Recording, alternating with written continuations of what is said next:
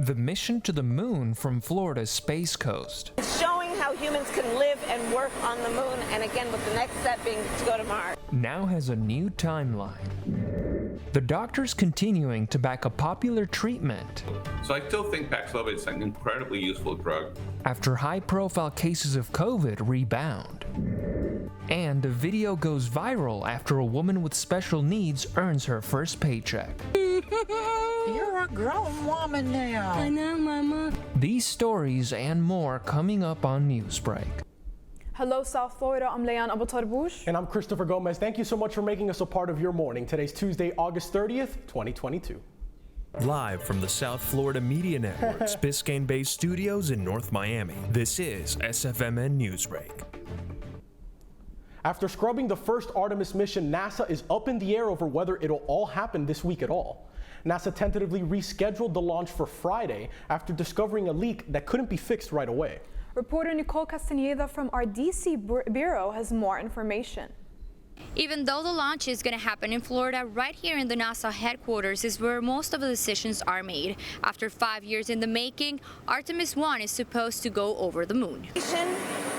Requires this kind of moment where you test out something that's never been done, and then you regroup and you figure out what the next step will be to get to the ultimate goal, which for us is going to the moon and showing how humans can live and work on the moon, and again with the next step being to go to Mars. For the first time in 50 years, humans will soon return to the moon. According to NASA officials, this is the farthest that any spacecraft built for humans have flown. It's been almost 50 years since we had anybody get beyond low Earth orbit.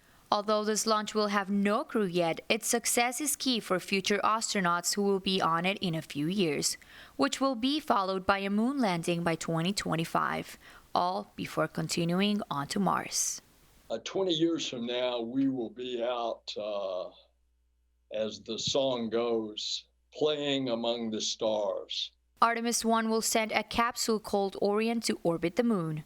Traveling on board, suited mannequins collecting data for future missions. If the engineers can fix the issue with engine number 3 in time, the next launch window will be this Friday. NASA says they plan to launch the rocket 3 years from now with humans on board and with the first person of color to land on this planet. From Washington, D.C., reporting for the South Florida Media Network, Nicole Castaneda.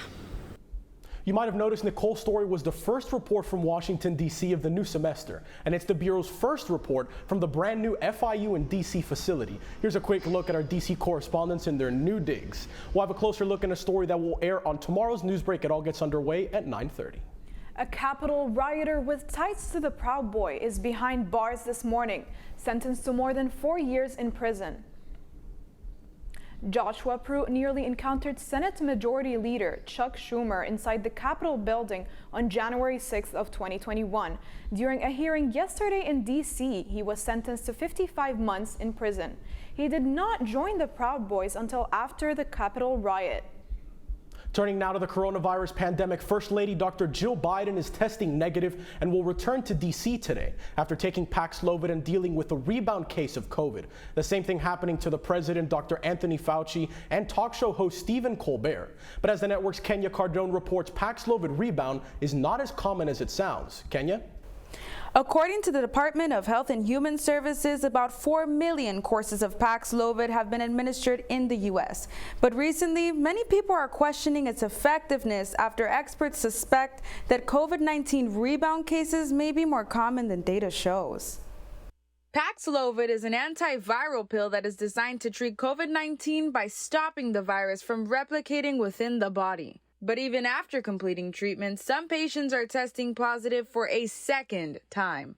According to a study that was conducted during the Omicron wave, 2 to 4% of patients rebounded within a week after Paxlovid treatment. 5 to 6% had a rebound within a month. President Biden, the First Lady, Late Show host Stephen Colbert, and Dr. Anthony Fauci all tested positive again after taking the antiviral pill. Despite the news, experts still consider Paxlovid to be a valid option for treating COVID-19. But at the end of the day, The rebound, none of the cases that have rebound has ended up having more severe disease or ended up in the hospital. So I still think Paxlovid is an incredibly useful drug. The antiviral therapy is recommended for people over the age of 65, the immunocompromised, and those with underlying health conditions. Paxlovid manufacturer Pfizer released a statement saying, "While further evaluation is needed, we continue to monitor data from our ongoing clinical studies. We remain very confident in its clinical effectiveness at preventing severe outcomes from COVID-19 in patients at increased risk." The FDA has instructed Pfizer to conduct a clinical trial on COVID-19 rebound patients as well as test different durations of treatment in immunocompromised patients. In the control room, I'm Kenya Cardone, South Florida Media Network. Road today for the Miami Marlins after a Okay. Okay. It's back on the road today for the Miami Marlins after a 4-game series against the first-place LA Dodgers. A win last night would have earned the Marlins a series split. The game went into extra innings. In the end, the Fish came up just short. The final score, Dodgers 3, Marlins 2. The next game for Miami is at 6:40 tonight at Tampa Bay. Coming up on Newsbreak, a futuristic-looking electric car with a nostalgic name is taking us back to the future. That's still ahead, and so is this story. Happy for my managers, my employees. A woman with disabilities goes viral after earning her first paycheck. Stay close, friends. Newsbreak will be back in 2 minutes.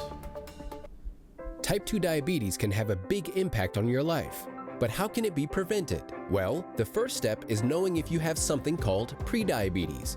Take the 1-minute risk test today at doihaveprediabetes.org. I know kids worry about a lot of things.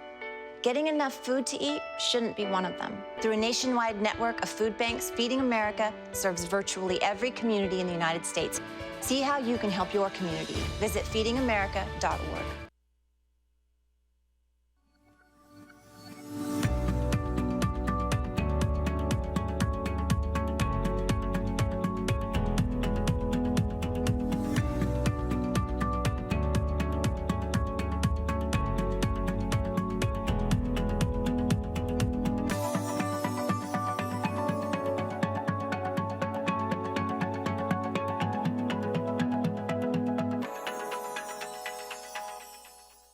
If a natural disaster shows up at your doorstep, you can't just turn it away. That's why it's important to prepare for emergencies before they show up. Go to ready.gov/plan to find the tools and tips you need. And make a plan today.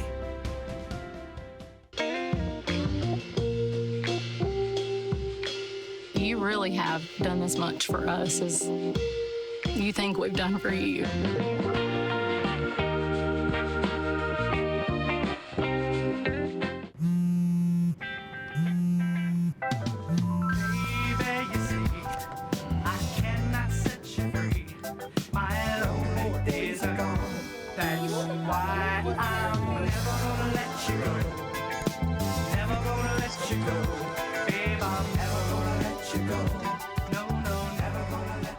Here you go. Thank you. Thank you.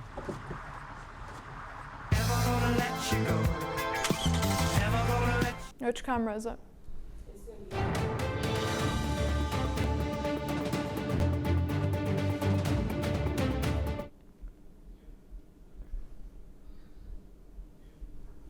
Pure joy this morning from an inspiring video which is going viral on social media.